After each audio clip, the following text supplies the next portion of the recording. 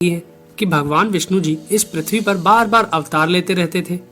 इस कारण उनकी पत्नी देवी लक्ष्मी जी की भी यह इच्छा हुई कि वह भी भगवान विष्णु जी के साथ पृथ्वी पर अवतार लें और भगवान विष्णु जी के साथ उनके धर्म के कार्य में उनकी सहयोगी बने। इसीलिए त्रेता युग में भगवान विष्णु ने जब श्री राम का अवतार लिया तो देवी लक्ष्मी जी ने देवी सीता के रूप में पृथ्वी पर जन्म लिया था और उसके बाद देवी लक्ष्मी जी द्वापर युग में फिर से देवी रुक्मणी के रूप में भगवान श्री कृष्ण जी के साथ पृथ्वी पर अवतरित हुई थी। दोस्तों, द्वापर युग में देवी लक्ष्मी जी ने रुक्मणी जी के रूप में विदर्भ देश के राजा भीष्मक के यहाँ उनकी पुत्री के रूप में जन्म लिया था। रुक्मणी के जन्म से राजा भीष्मक बहुत खुश हो गए थे, परंतु रुक्मणी के जन्म के कुछ महीने बाद ही एक पूतना नाम की राक्षसी रुक्मणी को मारने के लिए राजा भीष्मक के महल में आ गई थी। दोस्तों, ये पूतना वही राक्षसी थी जिसने कंस के कहने पर भगवान श्री कृष्ण को बचपन में अपना जहरीला स्तनपान करवाकर मारने की कोशिश की थी, परंतु वह राक्षसी भगवान श्री कृष्ण के स्तनपान करने से मृत्यु को प्राप्त हो गई थी। राक्षसी पूतना ने अपने उन्हीं जहरीले स्तनों का पान रुक्मणी जी को भी कराने की कोशिश की थी, परंतु देवी रुक्मणी ने उसकी बहुत कोशिश के बाद भी उसका स्तनपान नहीं किया था। दोस्तों, पूतना जब देवी रुक्मणी को अपने स्तन का पान कराने का असफल प्रयास कर रही थी कि तभी कुछ लोग महल के अंदर आ गए थे। अचानक लोगों के इस तरह आ जाने के कारण राक्षसी पूतना देवी रुक्मणी को लेकर आसमान में उड़ गई थी। ये देखकर लोगों ने राक्षसी पूतना का बहुत दूर तक पीछा किया, परंतु राक्षसी पूतना देवी रुक्मणी को लेकर आसमान में बहुत ऊपर उड़ गई। ये देखकर सभी ने देवी रुक्मणी के जीवित रहने की आस छोड़ दी थी। लेकिन इधर जब पूतना आकाश में बहुत ऊपर उड़ रही थी तब देवी रुक्मणी ने अपने आप को उस पूतना राक्षसी से आजाद कराने के लिए अपना वजन बढ़ाना शुरू कर दिया था और देवी रुक्मणी ने अपना वजन इतना बढ़ा लिया था कि पूतना राक्षसी को उनका भार उठा पाना मुश्किल हो गया था। इसलिए उसने देवी रुक्मणी को अपने हाथ से छोड़ दिया था। इस कारण पूतना के हाथ से छूटकर देवी रुक्मणी आसमान से पृथ्वी पर आकर एक सरोवर में कमल के फूल पर विराजमान हो गई थी।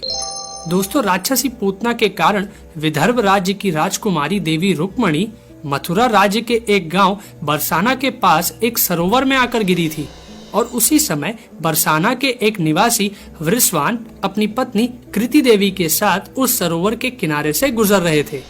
तो उन दोनों की नजर सरोवर के एक कमल के फूल पर विराजमान उस बच्ची रुक्मणी पर पड़ जाती है।